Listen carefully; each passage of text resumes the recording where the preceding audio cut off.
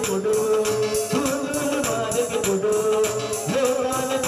ಕೊಡು ಸಾಕು ಹಳೆ ಮಾತ್ರೆ ಹಳೆ ತಗುಡ ಹಳೆ ಪೇಪರ್ ಹೋಗಿ ರಿಪೇರಿ ಛತ್ರಿ ರಿಪೇರಿ ಟ್ರೈನ್ ರಿಪೇರಿ ಬೀಗ ರಿಪೇರಿ ಲಗನ್ ರಿಪೇರಿ ಛತ್ರಿ ರಿಪೇರಿ ಲಗನ್ ರಿಪೇರಿ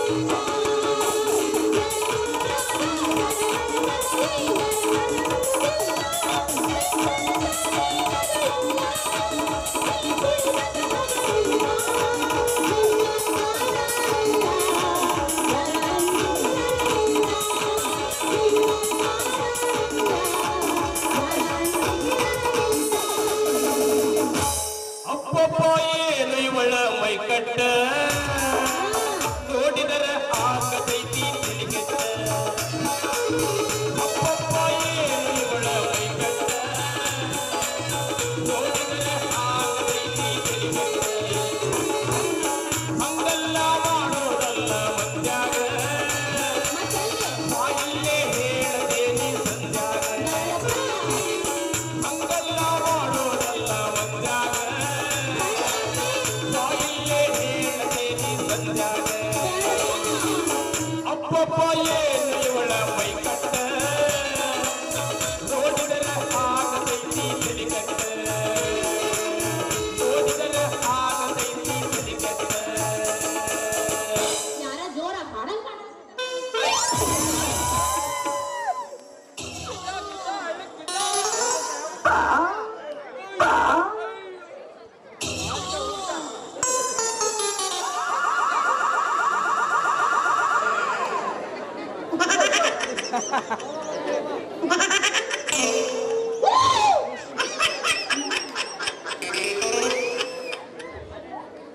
ಇದು ಕರೆಂಟ್ ಪಾಸ್ ಆಗತ್ತಲ್ರಿ ನಮ್ ಕೇಳಿದ್ಯಾರ ಕರೆಂಟ್ ಇಲ್ಲೇ ಕಂಡಿಡಿಬೋದ್ರಲ್ರಿ ಏನಿಲ್ಲ ಮಂಜಾಳ ಹೋಗ್ಲಿ ನೇಕಿಟ್ಟು ಬಿದ್ದು ಮೇಲೆ ಹೋಗ್ಲಿ ನಿನ್ನ ಚಡ್ಡಿಯಾಗಿ ಕರಿಚೋಳ ಬಿಸಿ ಬಾರೆ ಮಗ ಹೆಣ್ಮಕ್ಳ ಕಣ್ಣಿಗೆ ಕಾಣಿಸ್ತಾ ಇಲ್ಲ ನಿನಗ ಕಣ್ಣಿನ ನೆತ್ತಿ ಮೇಲೆ ಇಟ್ಕೊಂಡು ಕಾಣಕತ್ತೇನ ನಾನು ಅವಸರದಿಂದ ಬರಾಕತ್ತೀನಿ ಕಣ್ಣಾಗ ಧೂಳ್ ಬಿದ್ದು ಹಂಗಾತು ಅದಕ್ಕೆ ನಾನು ಏನ್ ಮಾಡ್ಲಿಗ ಕಣ್ಣಾಗ ಧೂಳು ಬಿತ್ತಂತಂದು ದಾರೆ ಹೋಗೋ ಒಂದು ಕಂಡು ಹೆಂಗಸರಿಗೆ ಡಿಕ್ಕಿ ಹೊಡಿ ಅಂತ ನನಗ ಏನ್ ಮಾಡದ್ರಿ ಬೆಳಗಿಂದ ಸುತ್ತಿ ಒಬ್ಬ ಗಿರಾಕಿ ಕೈ ಮಾಡಿ ಕರಿಯೋರಿಲ್ಲ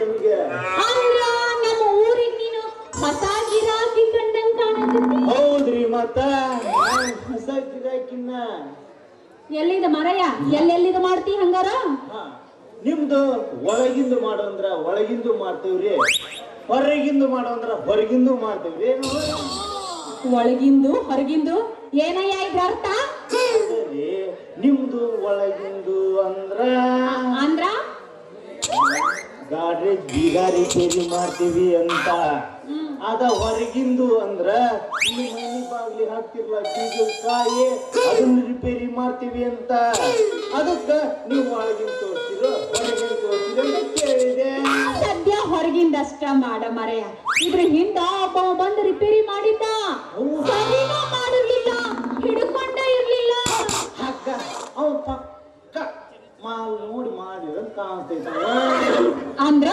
ಅಂದ್ರ ಯಾವುದೇ ಒಂದು ಕಂಪ್ನಿ ಬೀಗ ರಿಪೇರಿ ಮಾಡ್ಬೇಕು ಅಂದ್ರು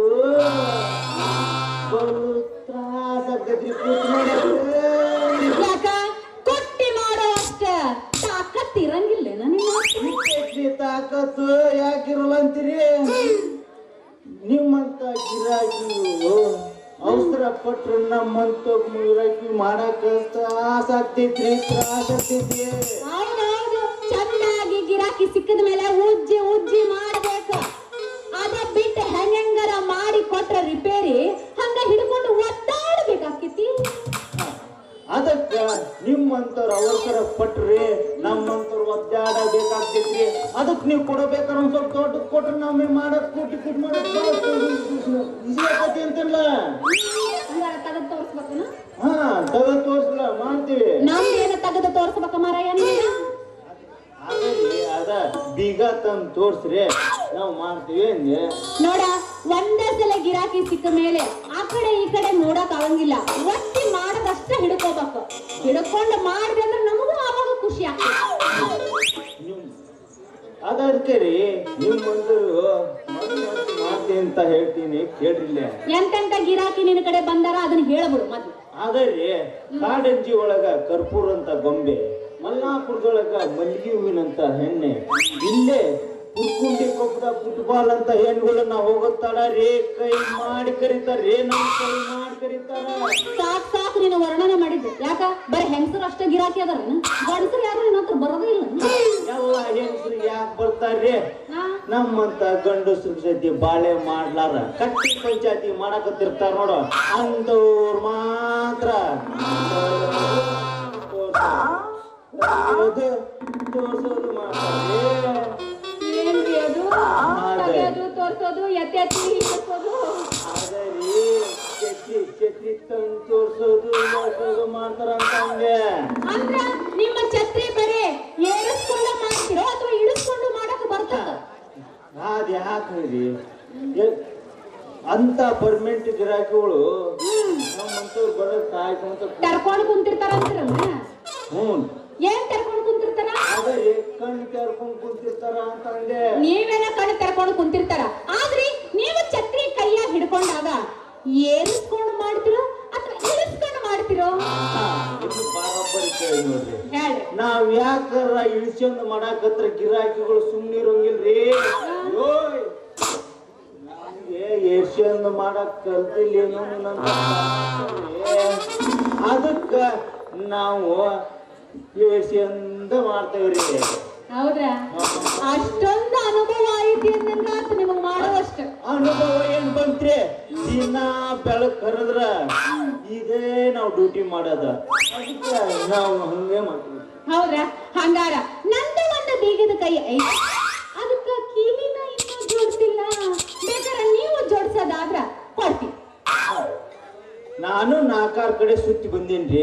ನಿಮ್ಮಂತ ಗಿರಾಕಿಗಳು ಎಲ್ಲಿ ನೋಡ್ಲಿಲ್ಲ ಬಿಡ್ರಿ. ಯಾಕಂತೀರಲ್ರಿ? ಇಷ್ಟು ದಿನವಾದ್ರು ಕೈಗೆ ಕೈ ಜೋಡಿಸಿ ಗೋವಿಂದ ಗೋವಿಂದ ಸರಿ ಸರಿ ನಿಮ್ದೊಂದು ತಂದು ತೋರ್ಸಿರ್ಲ.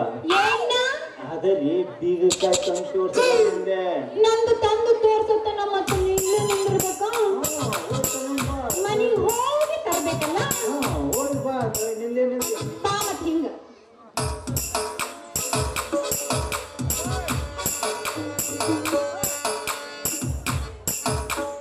ತಗೋ ನನ್ನ ಕಿವಿ ಕೈ ಚಂದಾಗಿ ಮಾಡಿಕೊಡಲಿದ್ದೇನೆ. ಬಾಳ ಕಾಲದ್ದು, ನಮ್ಮ ಅವ್ವನ ಕಾಲದ್ದು ಅಲ್ಲ, ನಮ್ಮ ಅಜ್ಜಿ ಕಾಲದ್ದು. ಬಾಳ ಕಾಪಾಡ್ಕೊಂಡು ಇಟ್ಕೊಂಡಿದ್ದೆ. ನಿಮ್ದು ನಮ್ಮ ಅಜ್ಜಿನೂ ಕೇಳಿದ್ಲು, ಮನೆಗ್ ಬಂದಾಗ ಕೊಡ್ಲಿಲ್ಲ ನಾನು. ಪರಂಪರೆ ಬಿಡ್ರಿ. ನೋಡಿದ್ರ ಯಾವ್ದಾರ ಕಡಿ ಮೂಲೆ ಹಂಗ ಹಿಡ್ಕೊಂಡ ಕುಂದ್ರಂಗೈತಲ್ರಿ ಅದನ್ನ. ಬಾ ಬಾ ಬಾ ಬಾ ಬಾ ಬಾ ಎಷ್ಟು ದಿವಸ ಅಂತ ಮುಚ್ಚಿಟ್ಟಿದ್ರಿ ಅದನ್ನ. ಯಾಕ ನಾನು ಕೀಲಿ ಕೈ ನೋಡಿದ ತಕ್ಷಣ ಅಷ್ಟೊಂದು ಭಯ ಆಗಕತ್ತಿತ್ತು. ಚೀ ಚೀ ಚೀ ಚೀ ಇಷ್ಟು ಹೊಲಸಾಗಲಿ ಇವ್ರಿಗೆ, ಇಷ್ಟು ದಪ್ಪಾಗಲಿ ಇವ್ರಿಗೆ ಬಿಡಬಾರ್ದ್ರಿ. ಅವಾಗ ವಾಶ್ ಮಾಡ್ಕೊಂತ ಇರ್ಬೇಕು. ಹಿಂಗಾಗ್ತೇವ್ ನೋಡ್ರಿ. ಹಂಗಲ್ಲ ಮಾರಯ್ಯ, ನಾವು ಚಂದಾಗಿ ವಾಶ್ ಮಾಡ್ಕೊಂಡೇ ಇರ್ತಿದ್ವಿ. ಆದ್ರ ನಿಮ್ಮಂತರ ಟೈಮ್ ತಪ್ಪಿ ಬರ್ತಿರ್ ನೋಡ, ಇಟ್ಟು ಧೂಳು ಬಿದ್ದಿರ್ತೈತಿ. ಹೊರಗಿಂದೇನೋ ರಿಪೇರಿ ಮಾಡಿರ್ತೀವಿ, ಆದ್ರ ಒಳಗಿಂದ ನೀವು ಸ್ವಲ್ಪ ವಾಶ್ ಮಾಡ್ಕೊಂಡ. ಅಂದ್ರ ನಿಮ್ ಮಾತಿನ ಅರ್ಥ ಇಷ್ಟು ದೊಡ್ಡ ದೊಡ್ಡ ಗಿರಾಕಿ ನೋಡ್ಕೊಂಡು ಬಂದಿ, ನಾನು ಮಾತಿನ ಅರ್ಥ ಅಷ್ಟು ತಿಳಿದಿಲ್ಲ ನೀವು. ಅಲ್ಲ, ಕೀಲಿ ಕೈನ ಮ್ಯಾಲೆ ಧೂಳು ಬಿದ್ರ ನಾವು ಜಾಡಿಸ್ತೀವಿ, ಆದ್ರ ಒಳಗಿಂದ ನೀನ ಓಪನ್ ಮಾಡಿ ರಿಪೇರಿ ಮಾಡಬೇಕು ಅದನ್ನ. ಅದಕ್ಕೆ ಆ ಕೀಲಿ ಕೈ ರಿಪೇರಿ ಮಾಡೋದಾದ್ರೆ ನೀನ ಮಾಡ್ಬೇಕು ಅಂತ ಹೇಳಿದೆ. ಅದಿರ್ಲಿ, ರಿಪೇರಿ ಮಾಡಕ್ ಎಷ್ಟು ತಗೋತಿ ಹೇಳ. ನೀವು ನಮ್ಮಂತವ್ರ ಮ್ಯಾಲ ಪ್ರೀತಿ ಇತ್ತು ಅಂದ್ರ ನೀವು ಹೆಚ್ಚಿಗೆ ಕೊಟ್ರು ಇಸ್ಕೊಂತೀವಿ, ಕಮ್ಮಿ ಕೊಟ್ರು ಇಸ್ಕೊಂತೀವಿ ನೋಡ್ರಿ. ಹಂಗ ಎಷ್ಟು ಜನ ನಿಮಗೆ ಏನಂದ್ರೆ ಅದರಿ ನಿಮಗೆ ಎಷ್ಟು ಜನ ಮಕ್ಕಳು ಅಂದ? ನನಗಿನ್ನೂ ಆಗಿಲ್ಲ ಮದ್ವಿ. ಹೌದೇನ್ರಿ? ನಂದು ಆಗಿಲ್ರಿ ಮದುವೆ.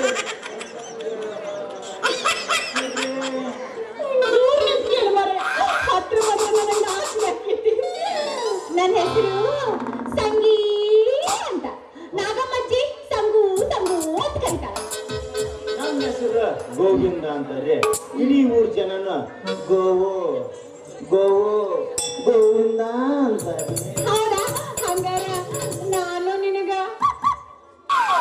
ಗೋವು ಅಂತ ಕರೀಲ? ನೀನ್ ಹಂಗಂದ್ರ ನಾ ಹೆಂಗ್ ಹೇಳಿ ಸಂಗು? ಸಂಗು ಅಂದ್ರೆ ಗೋಬು ಗೋವು ನೀ ಹಂಗ ಕರೆದು ನಂಗೆ ನಾಚ್ಬೇಕು. ಒಂದೇ ಒಂದ್ಸಲ ಬರ್ತೀಯಾ? ಏನಂದಿ ಮಗನ? ಒಂದೇ ಒಂದ್ಸಲ ಬರ್ತೀಯಾ ಅಂತ ನಾನೇನು ಪಬ್ಲಿಕ್ ಪ್ರಾಪರ್ಟಿ ಅಂತ ಮಾಡಿ ಒಂದ್ಸಲಿ ಬರತ್ತ. ತಪ್ಪು ತಿಳ್ಕೊಬೇಡ್ರಿ. ಮತ್ತ ಹೆಂಗ? ನಮ್ಮೂರೊಳಗ ಇವತ್ತ ಬಸವೇಶ್ವರನ ಕುಂದ್ರಿಸಿ ಕಳಸ ಇಟ್ಟು ನೋಡಂಗ ಜಾತ್ರೆ ಮಾಡ್ಯಾರ್ರೆ. ಅದಕ್ಕೊಂದ್ ಸ್ವಲ್ಪ ಸುತ್ತಾಡ್ಕೊಂಡು ಕಂಪ್ನಿ ಕೊಡ್ತೀರಿ ಅಂತ ಕೇಳಿದೆ. ಅಷ್ಟ ಹೋದೆ ಹಂಗಾರ ಬರ್ತೀನಿ. ಆದ್ರ ಸ್ವಲ್ಪ ಆಕ್ಕಿ ಏನು ದುಡ್ಡು ಎಷ್ಟು ಕೊಡ್ಬೇಕು? 500 ರೂಪಾಯಿ ಕೊಟ್ರೆ ಬರ್ತೀನಿ. 500 ರೂಪಾಯಿ? ಹೌದಾ? ಅದ್ರಾಗ ಒಂದ್ ಸ್ವಲ್ಪ ಕಮ್ಮಿ ಮಾಡ್ತೀವ್ರಿ. ಹೌದಾ? 10 ನಿಮಿಷ ಜಲ್ದಿ ನಾ ಬರ್ತೀನಿ ಅಂತ ಬಂದ್ರೆ ಬಿಡ್ತೀಯನು? ಯಾಕ್ರಿ? ಸರಿ, ನಾನು ನೋಡಿ ಹಚ್ಕೋಬಾರ್ದು ನೀನು. ಮಾಸ್ತರ ಟೈಮ್ ಆಗೈತೆ.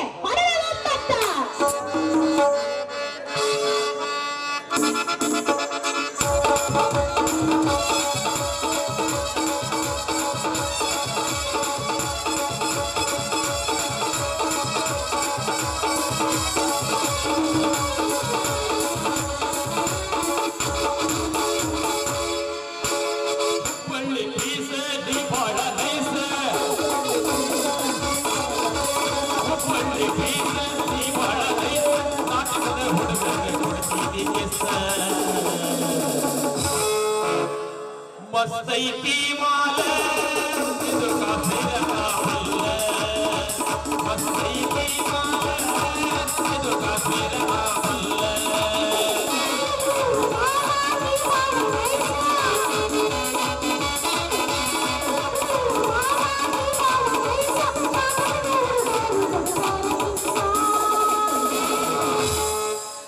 ಮಸ್ತೈತಿ ಮಾಲ ಇದು ಕಾಫಿರ ಮಾಲ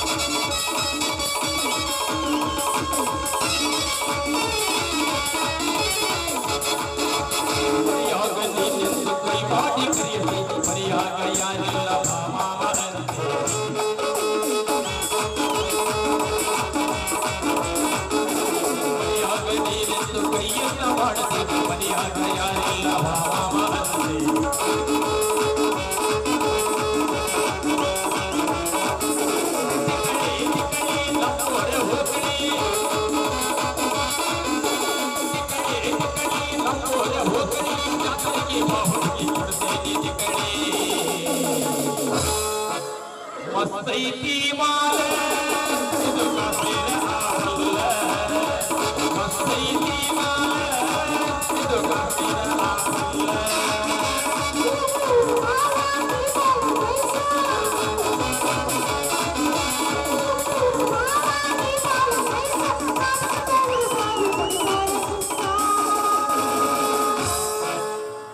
ಮಸ್ತೈತಿ ಮಾಲ ಇದು ಹುಬ್ಬಳ್ಳಿ ಮಾಲ ಮಸ್ತೈತಿ ಮಾಲ ಇದು ಹುಬ್ಬಳ್ಳಿ ಮಾಲ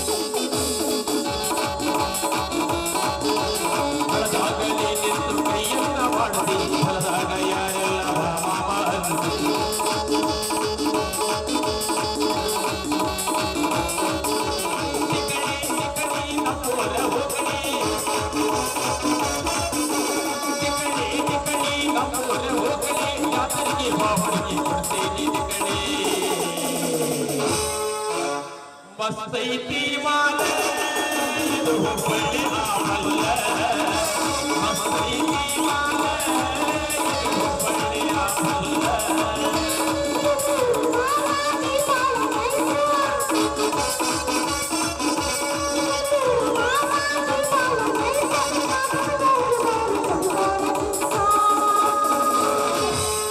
ಚಲುವಿನ ಚಿತ್ತಾರ ನಾವು ಹೋಗೋಣ ಎತ್ತಲ್ಲ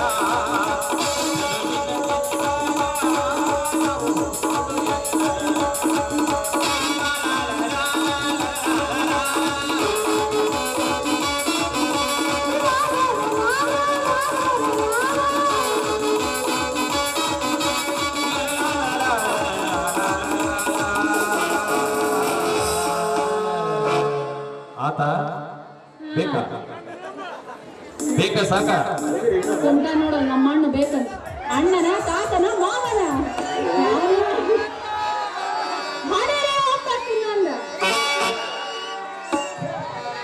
ಈ ಹುಡುಗಿ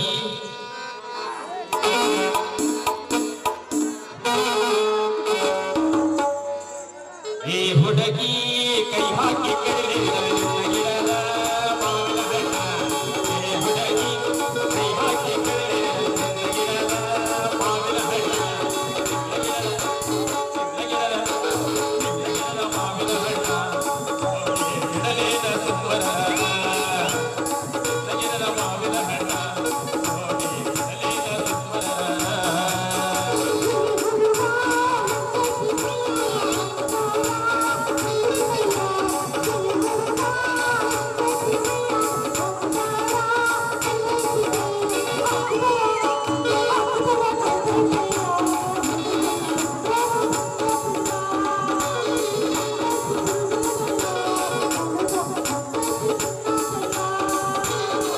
ಹುಡುಗಿ ಕೈ ಹಾಕಿ ಕರೆದ ಮಾವಿನ ಹಣ್ಣ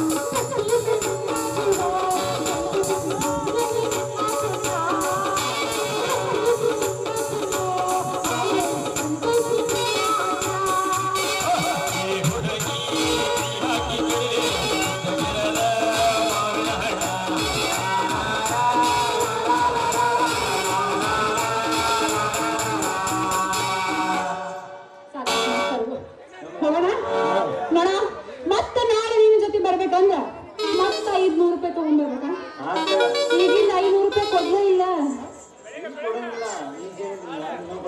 ಎಲ್ಲ ಸಾಲ ಇಟ್ಕೊಂತೀನ ನಿಮ್ಮ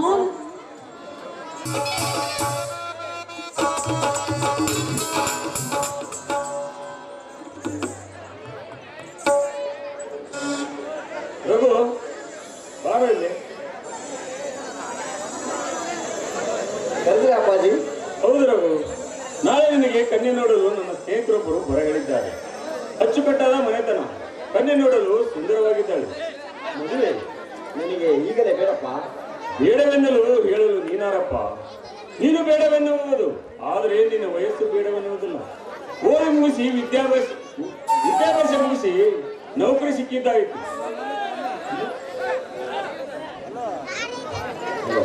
ಹಲೋ,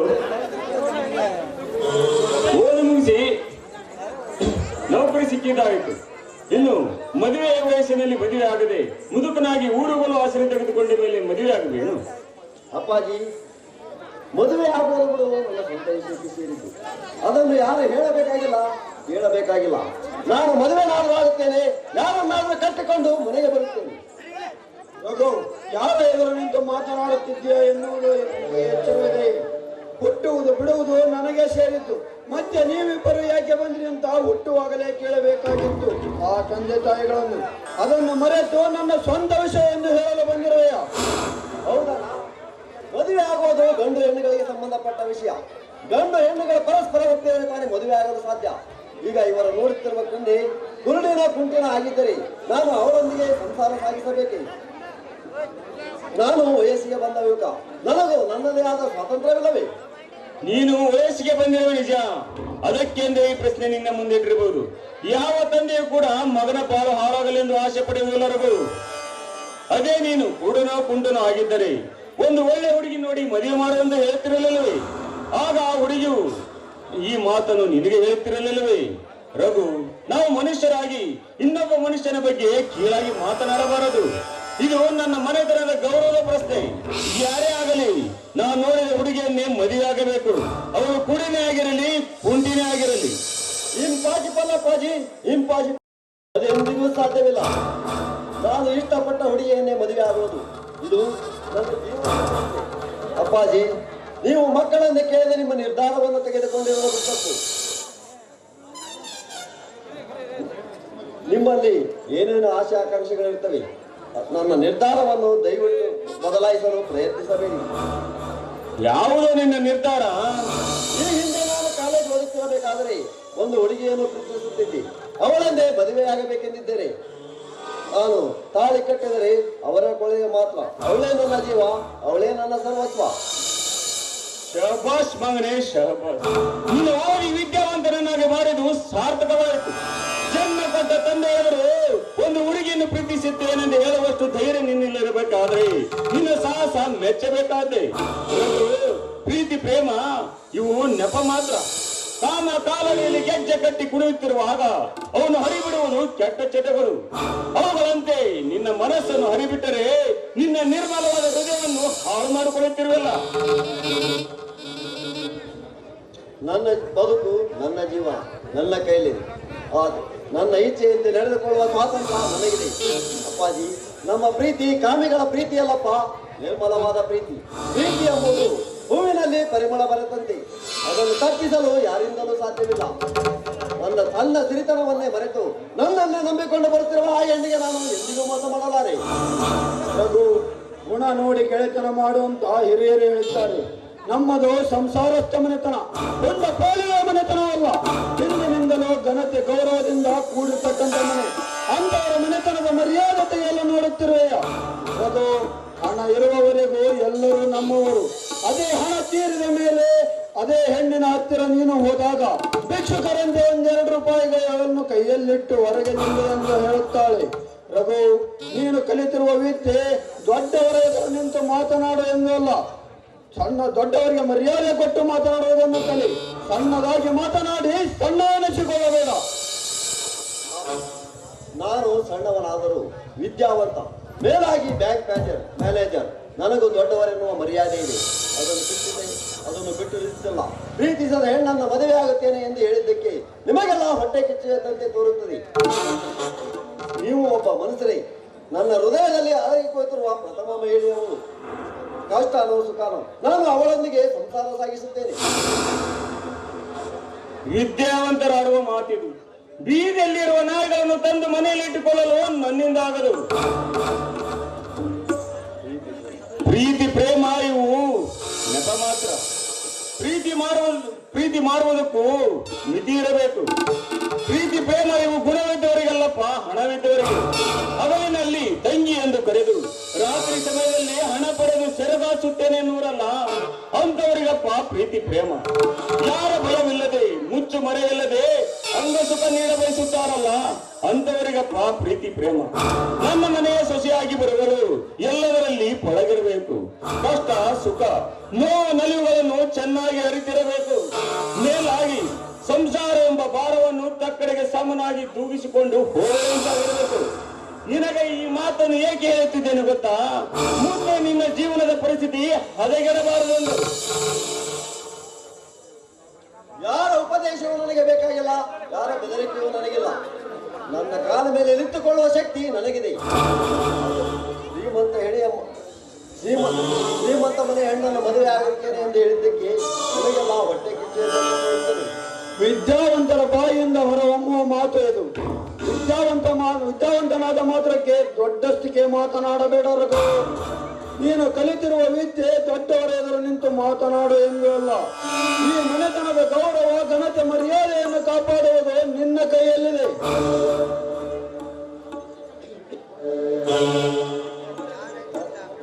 ತಂದೆಯ ಮುಖಕ್ಕೆ ಮಸಿ ಹಚ್ಚುವಂತ ಕೆಲಸ ನಾನೇನು ಮಾಡಿಲ್ಲ ರಾಘಣ್ಣ. ನನಗೂ ಮಾನ ಮರ್ಯಾದೆ ಅನ್ನೋದಿದೆ, ಅದನ್ನು ಬಿಟ್ಟು ನಿಂತಿಲ್ಲ. ಆದರೆ ಅದನ್ನು ಬಿಟ್ಟು ನಿಂತಿಲ್ಲ. ನೀವು ಬೆಚ್ಚಿದ ಹೆಣ್ಣನ್ನು ಮಾತ್ರ ನಾನು ಮದುವೆ ಆಗಲಾರೆ. ಇದು ನನ್ನ ಬಾಳ ಪುಟಗಳಲ್ಲಿ ಸುಮಿತ್ರಳೆ ನನಗೆ ಸರಿಯಾದ ಹೆಂಡತಿ ಎಂದು ನಾನು ಇದೇ ನಿನ್ನ ನಿರ್ಧಾರವೇ? ನನ್ನ ನಿರ್ಧಾರ ಹೇಳ್ತಾರೆ ಕೇಳು. ನೀನು ಅವಳನ್ನೇ ಮದುವೆಯಾಗಿ ಬಂದರೆ ಈ ಮನೆ ಹೊಸ್ತಿಲನ್ನು ತುಳಿಯುವಂತಿಲ್ಲ. ಎಚ್ಚರ.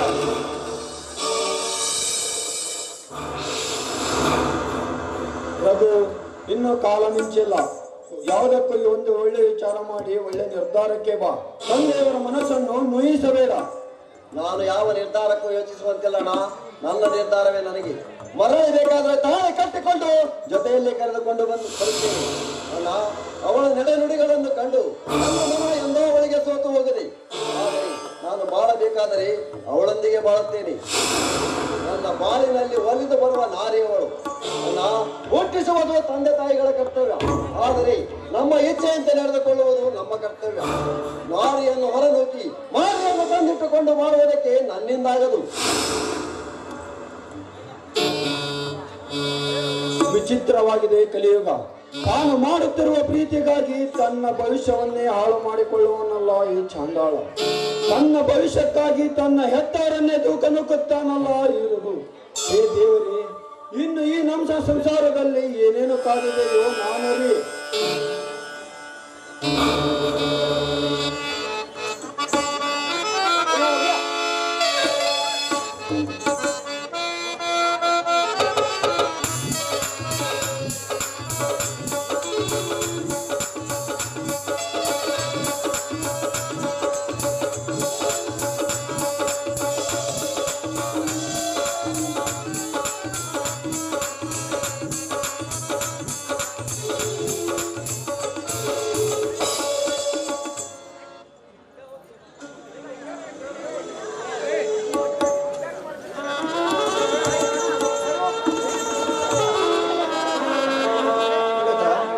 ಯಾಕಮ್ಮ ಕಣ್ಣೀರು ಹಾಕುತ್ತೀರಿ? ಮೊದಲನೇದಾಗಿ ಗಂಡ ಮನೆಗೆ ಹೋಗಿ ಆ ಮನೆಗೆ ಸೇರಿ ಆ ಮನೆಯ ನಂದದೀಪ ಹೋಗಿ ಬೆಳಗಬೇಕು ಅಂತ ಹೀಗೆ ಕಣ್ಣೀರು ಹಾಕುತ್ತಾನೆ ಅಂತಿಲ್ಲಮ್ಮ. ನೀನೇ ಏಕೆ? ಜಗತ್ತಿನ ಎಲ್ಲ ಹೆಣ್ಣು ಮಕ್ಕಳು ಹೀಗೆ ಮದುವೆಯಾಗಿ ಗಂಡ ಮನೆಗೆ ಹೋಗುವಾಗ ದುಃಖಿಸುತ್ತಾನೆನ್ನುವುದು ಸಹಜ. ಗೊತ್ತಾ? ಹೆತ್ತವರನ್ನು ಮರೆತು ಒಡವಟ್ಟಿಗವರನ್ನು ಮರೆತು ಹೇಗೆ ಹೋಗುವುದೆಂದು ಅಲ್ಲವೇನಮ್ಮ? ಗೊತ್ತಾ? ಹೆಣ್ಣಿನ ಹಣ ಬರದಲ್ಲಿ ಆ ಬ್ರಹ್ಮ ಬರೆದಿರುವುದು ಇದೇ ಕಣಮ್ಮ. ಹರಿಯುವ ನದಿ ಒಂದೇ ಕಡೆ ನಿಲ್ಲಲಾಗುವುದಿಲ್ಲ. ಅದರಂತೆ ಹುಟ್ಟಿದ ಹೆಣ್ಣು ತವರಲ್ಲಿದ್ದು ಬಾಳೋದಕ್ಕೂ ಆಗುವುದಿಲ್ಲ. ಎಂದಾದರೂ ಒಂದು ದಿನ ಗುಣಶೀಲವಂತಳಾಗಿ ಗಂಡನ ಮನೆ ಸೇರಿ ಗಂಡನ ಸೇವೆ ಮಾಡುತ್ತಾ ಬಾಳುವುದೇ ಅವಳ ಧರ್ಮ. ಅಣ್ಣ, ನಾನು ಗಂಡಿನ ಮನೆಗೆ ಹೋಗ್ತೀನಿ ಅಂತ ಚಿಂತೆ ಮಾಡ್ತಾ ಇದ್ದ. ಆದ್ರೆ ನಾನು ನನ್ನ ಗಂಡಿನ ಮನೆಗೆ ಹೋದ್ಮೇಲೆ ನಾವೆಲ್ಲ ಸುಖವಾಗಿ ಮಾಡ್ತಾ ಇರ್ಬೇಕಾದ್ರೆ ನನ್ನ ಈ ಸ್ಥಿತಿಯನ್ನು ಕಂಡು ನನಗೆ ತುಂಬಾನೇ ಯೋಚನೆ ಕಾಡ್ತಾ ಇದೆ. ಕಿತ್ತು ಸ್ವಲ್ಪ ಆಸ್ತಿ ಎಲ್ಲ ಶ್ರೀಮಂತರ ಸುತ್ತಾಗಿರ್ಬೇಕು. ಅದೇ ಚಿಂತೆಯಲ್ಲಿ ನನ್ನ ತಂದೆ ನಮ್ಮನ್ನೆಲ್ಲ ಆಗ್ಲಿ ಹೊಟ್ಟು ತಂದೆ ಸತ್ತು ಹೋದ ಮೇಲೆ ನನ್ನ ತಂದೆ ಚಿಂತೆಯಲ್ಲಿ ಒಂದು ತಿಂಗಳ ಒಪ್ಪತ್ತಿನಲ್ಲಿ ತಾಯಿ ಕೂಡ ತೀರಿ ಹೋಗಿ. ಇದೇ ರೀತಿ ಆದ್ರೆ ನಮ್ಮಂತ ಬಡವರು ಬದುಕುವುದೇ ತಡ. ಅಪ್ಪ ಇದ್ರೆ ಹೇಗೋ ದುಡಿದು ತಿಂತಾ ಇದ್ವಿ. ಆದ್ಮೇಲೆ ನನಗೆ ನಿನ್ನೆ ಚಿಂತೆನೆ ತುಂಬಾನೇ ಕಾಡ್ತಾ ಇದೆ. ತುಂಬಾನೇ ಕಾಡ್ತಾ ಇದೆ.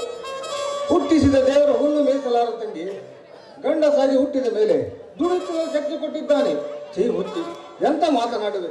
ಹಣ ಇಲ್ಲ ಎಂದು, ಆಸ್ತಿ ಇಲ್ಲ ಎಂದು ಬಡವರ ಮುಂದೆ ಗದರಿಗರ ಮುಂದೆ ಭಿಕ್ಷೆ ಬೇಡ ತಿನ್ನುವಷ್ಟು ರಣಗಡಿ ಎಲ್ಲ ಮಾಯದಿಂದ ನನ್ನ ಮೈ ಬೆವರನ್ನು ಭೂಮಿಯ ಮಡಿಲಿಗೆ ಬಿಸಿದು ಸಂಪಾದಿಸಿದ ಹಣದಿಂದ ನನ್ನ ಜೀವನವನ್ನು ಸಾಗಿಸುತ್ತೇನೆ. ಒಂದು ವೇಳೆ ಯಾವುದೋ ಉಣ್ಣೋದಕ್ಕೂ ಗತಿಯಿಲ್ಲ ಸಮಯ ಒದಗಿ ಬಂದರೆ ಬೋಗಸೆ ನೀರಾದರೂ ಕುಡಿದು ನನ್ನ ಹಸಿವನ್ನು ಹೆಂಗಿಸಿಕೊಳ್ಳೇನೆ ವಿನಃ ಇನ್ನೊಬ್ಬರನ್ನು ಬೇಡ ಅಂಗಲಾಚಿ ತಿನ್ನುವುದಿಲ್ಲ ತಾಯಿ. ಲತಾ, ಮರ್ಯಾದೆ ಮುಚ್ಚಿಕೊಳ್ಳುವುದಕ್ಕೆ ಒಂದು ಗೇಣು ಬಟ್ಟೆ, ಬೇಡವಾಗಿ ಆಸೆ ಪಡೆಯುವುದಕ್ಕೆ ಒಂದು ಗೇಣು ಜಾಗ ಇದ್ದರೆ ಸಾಕಮ್ಮ. ಅದರಲ್ಲೇ ನೆಮ್ಮದಿ ಜೀವನ ಸಾಗಿಸುತ್ತೇನೆ. ಅಣ್ಣ, ನನಗೆ ಗೊತ್ತಣ್ಣ, ನಿನ್ನ ಸ್ವಭಾವ ಎತ್ತದ್ದು ಅಂತ ನನಗೆ ಗೊತ್ತು. ಆದ್ರೆ ನಿನ್ನ ಹಾಗೆ ಈ ಸಮಾಜದಲ್ಲಿ ಎಲ್ಲರೂ ಅದೇ ರೀತಿ ಇರೋದಕ್ಕೆ ಸಾಧ್ಯವಿದೆಯಲ್ಲ? ಇಲ್ಲ ಇಲ್ಲ. ಅದಿಷ್ಟು ಜನ ಶ್ರೀಮಂತರ ದೌರ್ಜನ್ಯಕ್ಕೊಳಗಾಗಿ ಮನೆ ಮಠ ಎಲ್ಲವನ್ನು ಕಳೆದುಕೊಂಡು ಬೀದಿ ಪಾಲಾಗಿದ್ದಾರೆ. ಇನ್ನು ಅದೆಷ್ಟು ಜನ ಹುಚ್ಚರಾಗಿ ತಿರುಗಾಡ್ತಾ ಇದ್ದಾರೆ. ಇನ್ನು ಅದೆಷ್ಟು ಜನ ತಮ್ಮ ಪ್ರಾಣವನ್ನೇ ಕಳೆದುಕೊಂಡಿದ್ದಾರೆ. ಆದ್ರೆ ಈ ಸಮಾಜ ಅದನ್ನು ನೋಡಿ ಯಾರು ದುಃಖ ಪಡೋದಿಲ್ಲ ಅಣ್ಣ. ಈ ಸಮಾಜ ಅಂತವ್ರನ್ನ ನೋಡಿ ಕೇವಲವಾಗಿ ನಗುತ್ತಣ್ಣ, ನಗುತ್ತೆ. ಬಡತನವೆಂಬ ಭೂತ ಬೆನ್ನ ಹಿಂದೆ ಕಾಡುತ್ತಿರಬೇಕಾದರೆ ಯಾರೇನು ಮಾಡುವುದಕ್ಕಾಗುವುದಿಲ್ಲಮ್ಮ. ಪಂಚ ಪಾಂಡವರಿಗೆ ವನವಾಸ ತಪ್ಪಿಲ್ಲ ಎಂದ ಮೇಲೆ ನಮ್ಮ ನರಮಾನವರ ಪಾಡೇನು ತಂಗಿ? ಬಡತನವಿದೆ ಎಂದು ಅದರಂತೆ ನಮ್ಮ ಮನಸ್ಸನ್ನು ಹರಿಬಿಟ್ಟರೆ ನಾವು ಹುಚ್ಚರಾಗದೆ ಬೇರೆ ದಾರಿನೇ ಇಲ್ಲಮ್ಮ. ಬಡತನದಿಂದ ಎಷ್ಟೋ ಹೆಣ್ಣು ಮಕ್ಕಳು ತಮ್ಮ ಮಾನವತೆಯನ್ನೇ ಕಳೆದುಕೊಂಡಿದ್ದಾರೆ. ಇನ್ನು ಕೆಲವರು ನಾವು ನಂಬಿಕೊಂಡು ಬಂದೆ ಮುತ್ತೆ ಮಾಣಿಕ್ಯ ಎಂದು ತಿಳಿದು ಮಾನ ಮರ್ಯಾದೆಯಿಂದ ಬಾಳುತ್ತಿದ್ದಾರೆ. ತಂಗಿ, ಒಮ್ಮೆ ಕಳೆದುಕೊಂಡ ಮುತ್ತು ಮತ್ತೆ ಪಡೆಯಲು ಸಾಧ್ಯವಿಲ್ಲಮ್ಮ. ನಾನೊಂದು ಮಾತು ಕೇಳಿವೆ ಆ ತಂಗಿ. ಅದೇನು ಅಂತ ಹೇಳಿ. ಈಗಿನ ಮಾತಿಗೆ ಎಂದಿಗೂ ಎದುರಾಡೋದಿಲ್ಲ ಏನಿದೆ ತಂಗಿ? ತಂಗಿ, ನಿನ್ನ ಹತ್ತಿರ ಒಂದು ಮುತ್ತು ಇದೆ. ಆ ಮುತ್ತೆ ಬೆಲೆ ಬಾಳತಕ್ಕಂಥ ಮುತ್ತು. ಪಕ್ಕದ ಮನೆಯವಳು ಶ್ರೀಮಂತಳು, ಅವಳ ಹತ್ತಿರ ಕೋಟ್ಯಾಂತರ ರೂಪಾಯಿ ಬೆಲೆ ಬಾಳುವ ಮುತ್ತನ್ನು ಇಟ್ಟುಕೊಂಡಿರುವಳು. ನೀನು ಯಾವತ್ತೂ ಆ ಮುತ್ತಿಗೆ ಆಸೆ ಪಡಬಾರದಮ್ಮ. ಆ ಮುತ್ತು ನೋಡುವವರ ಕಣ್ಣಿಗೆ ಸುಂದರವಾಗಿ ಕಾಣಿಸುತ್ತದೆ, ಆದರೆ ಅದರ ಒಳಮರ್ಮವನ್ನು ಅರಿತವರ ಬೆಳ್ಳಗಿದ್ದೆಲ್ಲ ಹಾಲೆಂದು ತಿಳಿಯಬಾರದಮ್ಮ. ಆ ಮುತ್ತು ನೋಡುವವರ ಕಣ್ಣಿಗೆ ಸುಂದರವಾಗಿ ಕಾಣಿಸುತ್ತದೆ, ಆದರೆ ಅದರ ಒಳಮರ್ಮವನ್ನು ಅರಿತವರಾರು. ತಂಗಿ, ನೀನು ಆ ಮನೆಗೆ ಬರೆಸು.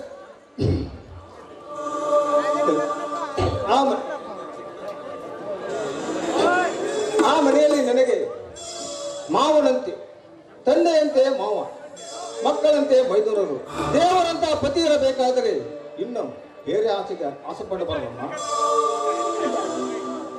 ತಂಗಿ, ಬೇರೆಯವರ ಹೊತ್ತಿಗೆ ಆಸೆ ಪಟ್ಟಿದ್ದು ನಿಜವಾದ್ರೆ ಎಷ್ಟು ದಿನ ಏನಿನ ತಂಗಿ ಶೀಲವತಿಯಾಗಿ ಉಳಿತಾ ಇರ್ಲಿಲ್ಲ. ಯಾವತ್ತೋ ನಾಯಿ ಮುಟ್ಟಿದ ಬಳಿಕೆಯಾಗಿ ಹೋಗ್ತಾ ಇತ್ತು ಅಣ್ಣ. ಮತ್ತೊಬ್ಬರ ಸ್ವತ್ತಿಗೆ ಆಸೆ ಪಡುವಳಲ್ಲ ಅಣ್ಣ ಏನಿನ ತಂಗಿ. ಏನಿನ ತವರಿನ ಆಶ್ರಯದಲ್ಲಿ ನಾನು ಬೆಳೆದಿದ್ದೇನೆ ಅಂದಾಗ ಮತ್ತೊಬ್ಬರ ಆಸ್ತಿಗೆ ಆಸೆ ಪಡ್ತೀನಿ ಅಂತ ತಿಳಿದುಕೊಂಡಿದ್ದೀರಾ? ಯಾವತ್ತಿಗೂ ಸಾಧ್ಯವಿಲ್ಲ ಅಣ್ಣ, ಸಾಧ್ಯವಿಲ್ಲ. ಗಂಡನ ಮನೆಯಲ್ಲಿ ಸುಖಾನೇ ಬರಲಿ, ಕಷ್ಟವೇ ಬರಲಿ, ಅದನ್ನೆಲ್ಲ ಸಮನಾಗಿ ಹಂಚಿಕೊಂಡು ಜೀವನವನ್ನು ಸಾಗಿಸ್ತೀನಿ. ಆದ್ರೆ ಈ ನನ್ನ ತವರಿನ ಆಸೆಯನ್ನು ಬಿಟ್ಟು ನಾನು ಗಂಡನ ಮನೆಯಲ್ಲೇ ನಿನ್ನನ್ನಾಗಲಿ ಅದು ಹೇಗೆ ಸುಖವಾಗಿ ಮಾಡಬೇಕು ಅಂತ ನನಗೆ ಯಾವ ಚಿಂತೆ ತುಂಬಾನೇ ಕಾಡ್ತಾ ಇದೆ ಅಣ್ಣ, ತುಂಬಾನೇ ಕಾಡ್ತಾ ಇದೆ. ದುಃಖಿಸಬೇಡ. ನಿನ್ನ ಮನದ ಭಾವನೆಯನ್ನು ಅರ್ಥ ಮಾಡಿಕೊಂಡು ನಾಲ್ಕು ಜನರುಗಳಲ್ಲಿ ಹೇಳಿ ನಿನ್ನ ಮನದ ಭಾರವನ್ನು ಇಳಿಸಲು ಎತ್ತಾಗಿಲ್ಲಮ್ಮ. ಆ ಪುಣ್ಯವನ್ನು ನಾವು ಪಡೆದುಕೊಂಡು ಬಂದಿಲ್ಲ. ಗಂಡಿನ ಹೃದಯ ಕಲ್ಲು ಹೃದಯ, ಹೆಣ್ಣಿನ ಮನದಲ್ಲೇನೆಂದು ಅರ್ಥ ಮಾಡಿಕೊಳ್ಳಲಾರದಷ್ಟು ಕಠೋರವಾದದ್ದು. ತಂಗಿ, ನೀನು ಆ ಮನೆಗೆ ಬರೀ ಸೊಸೆಯಾದರೆ ಸಾಲದಮ್ಮ. ನೆರೆ ಹೊರೆಯವರ ಎತ್ತರ ನೈವೇದ್ಯದಿಂದ ನಡೆದುಕೊಳ್ಳಬೇಕು. ಕೆಟ್ಟಗಳಿಗೆ ಮಾವ ಮೈದುನದಿಂದ ಕೆಟ್ಟ ಸಂದರ್ಭ ಬಂದರೆ ನೀನು ಅವರಿಗೆ ಎದುರಾಗಿ ಬಿರುನುಡಿಗಳನ್ನು ಹಾರಬಾರದು. ಕೆಟ್ಟಗಳಿಗೆ ಸಂದರ್ಭ ಒದಗಿ ಬಂದು ನಿನ್ನ ಪತಿ ನಿನ್ನ ಮೇಲೆ ಕೈ ಮಾಡಬಹುದು. ಆಗ ನೀನು ಚಂಡಿ ಅವತಾರ ತಾಳಬಾರದಮ್ಮ. ಸಂಸಾರ ಎಂದ ಮೇಲೆ ಇವೆಲ್ಲ ಸಾಮಾನ್ಯ.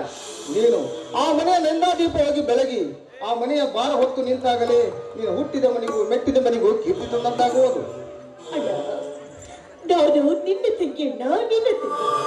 ನಾನಂತ ಕೆಲಸ ಮಾಡೋದಕ್ಕೆ ಸಾಧ್ಯನಾ ಅಣ್ಣ? ತಾಯಿ ಆರೈಕೆಯಲ್ಲಿ ಕಾಡ್ದೆ ನನಗೆ. ಅಣ್ಣನ ಆರೈಕೆಯಲ್ಲಿ ನಾನೀಗ ಬೆಳೆದು ನಿಂತಿದ್ದೀನಿ. ಅಂದರೆ ನಿನ್ನ ಮಾತಿಗೆ ವಿರುದ್ಧವಾಗಿ ನಾನೆಂದು ನಡೆದುಕೊಳ್ಳುವುದಿಲ್ಲ ಅಣ್ಣ. ಗಂಡನ ಮನೆಯಲ್ಲಿ ಯಾರ ಮನಸ್ಸಿಗೂ ನೋವಾಗದಂತೆ ನಡೆದುಕೊಳ್ತೀನಿ. ಗಂಜಿ ಕುಡಿದಾದ್ರೂ ಚಿಂತೆ ಇಲ್ಲ. ಗಂಡನ ಮನೆಯಲ್ಲಿ ಸೋತ ತಿಳಿದುಕೊಳ್ತೀನಿ. ನನ್ನ ಗಂಡ ಊಟ ಮಾಡಿದ್ರೆ ಊಟ ಮಾಡ್ತೀನಿ. ಅವರು ಉಪವಾಸವಿದ್ರೆ ನಾನು ಕೂಡ ಉಪವಾಸನೇ ಇರ್ತೀನಿ. ನಿಜಲಕ, ಹೆಣ್ಣಿಗೆ ಗಂಡನ ಮನೆಯೇ ಶಾಶ್ವತ. ತಾಯಿ ಇಲ್ಲದ ತವರು ತಾಯಿ ಇಲ್ಲದ ತವರು, ತಾಳಿ ಇಲ್ಲದ ಕೊರಳು, ಫಲ ಕೊಡದ ಮರ ಇವ್ಯಾವತ್ತು ಶಾಶ್ವತವಲ್ಲಮ್ಮ. ಬೆಳ್ಳಿಗೆ ಮರದ ಆಸರೆ ಇದ್ದಂತೆ ಹೆಣ್ಣಿಗೆ ಗಂಡಿನ ಆಸರೆ ಇರಲೇಬೇಕು. ಶಿವಪಾರ್ವತಿಯರು ಮುನಿದರೆ ಮನೆ ಏಕೆ, ಕೈಲಾಸ ಬೇಕು. ಸತಿಪತಿಯರು ಮುನಿದರೆ ಮನೆ ಏಕೆ ಲಕ್ಕ. ಅಂಗೈಲಿದ್ದ ಬೆಣ್ಣೆಯನ್ನು ತಿಪ್ಪೆಗೆಸೆದು ತುಪ್ಪಕ್ಕೆ ಪರದಾಡುವಂತಾಗಬಾರದು ಅಲ್ಲಗಳಮ್ಮ.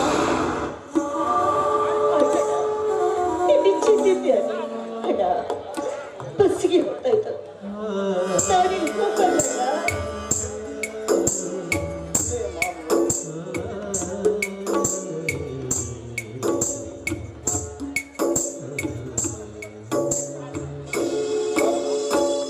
ಹೋಗೋಣ.